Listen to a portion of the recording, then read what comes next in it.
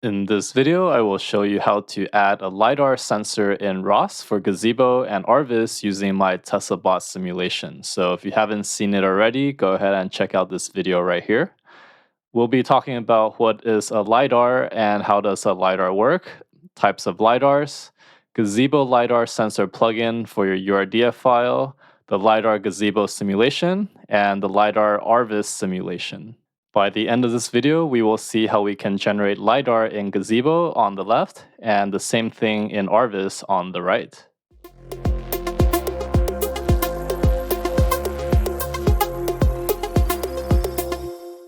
So what is a LiDAR and how does a LiDAR work? So LiDAR stands for light detection and ranging, and it works by sending light and determining how long it takes to reflect back a surface. So based on the time and speed of the laser, we can estimate the point in space. So here's a simplified model of what a LiDAR does. So let's say we know three parameters.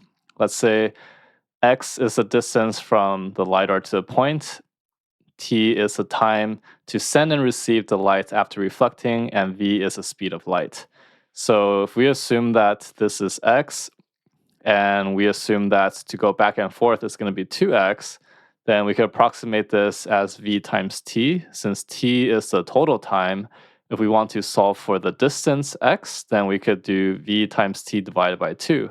So this is for a single point. You can imagine if you were to expand this to two-dimensional or three-dimensional, you would just have points in more than one direction. Now let's take a look at the types of LiDARs you may encounter. So we have the 1D LiDAR, the 2D LiDAR, and 3D LiDAR. So these are some of the common types you could see, but the main difference between these three types of LiDARs is the direction of the rays that it's shooting. So for 1D, you could just imagine you have something that points in only one direction. In 2D, you will have a LiDAR that's pointing in all directions in a single plane, as you can see here. And then in 3D, just imagine if you have something and it's pointing in all three directions like a sphere. So this could be good if you're trying to detect a whole environment and you're trying to reconstruct the entire scene, then you may want to use 3D. Or you could be smart with your 2D and kind of move up and down, and from there you could generate a 3D scene as well. Okay, now let's go ahead and take a look at the Gazebo LiDAR sensor plugin that you need inside your URDF file in order to see the LiDAR in Gazebo. So first off, we have what's called the Gazebo reference, and this is going to be the name of the link of your reference. So in our case, for here, in our previous videos, we're using head as our reference link. And then ray is going to be ray, and then the name of your LiDAR, you could just call it something. In our case, we're calling it LiDAR sensor.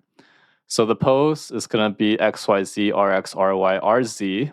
So this is going to be some pose that you choose. For us, we're going to just choose zeros for everything. But if in your case, you could update that to something that makes sense for you.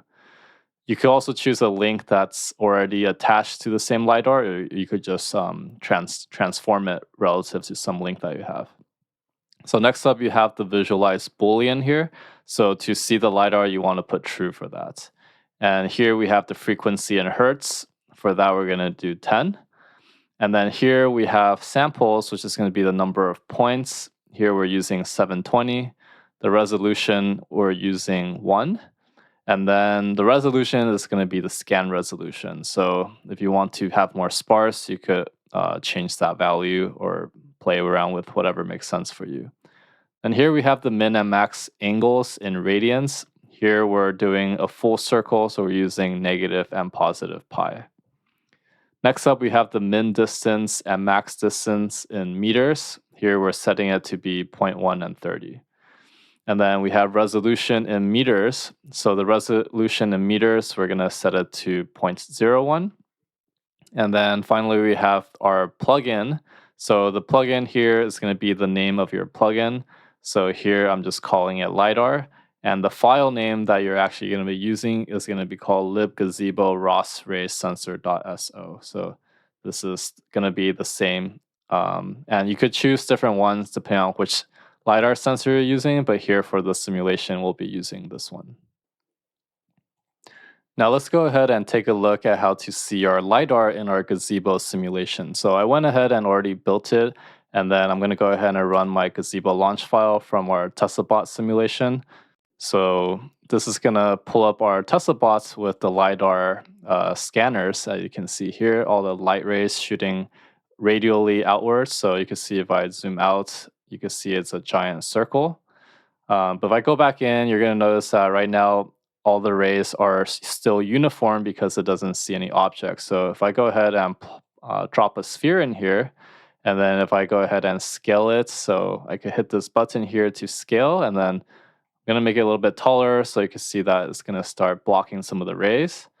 So here, later when we get into RViz, we're going to see the same contour line that's being intersected by the rays. Okay, now let's go ahead and see how we can see our LiDAR simulation in RViz. So by default, the LiDAR will output points using the topic LiDAR out, where LiDAR was the name of our plugin. So by default, RViz will use the point cloud 2, but if you want to use laser scan, you could go ahead and modify the plugin in our URDF file like this. So the main thing is you could have an output type specified here. So let's go ahead and see the LiDAR in RViz. We could just go ahead and start up RViz here. So type in RViz2, and this will launch another window that will show us everything. And if you want to see your robots, so you could have like a relative direction, you could go ahead and choose your robot model here. And then we want to come down here, and then inside of here is the description topic, and you want to choose the robot description. And this will show us our robot. And then if you want to see a point cloud, you could come here by topic, and you can see here is our point cloud 2. And you can see it shows up the contour. And you can see the topic here by default is LiDAR out. So if I go ahead and move this, you can see that this is my contour as we expected from our Gazebo simulation. Okay, so if you found this video helpful, give a like and subscribe, and I'll see you in the next one.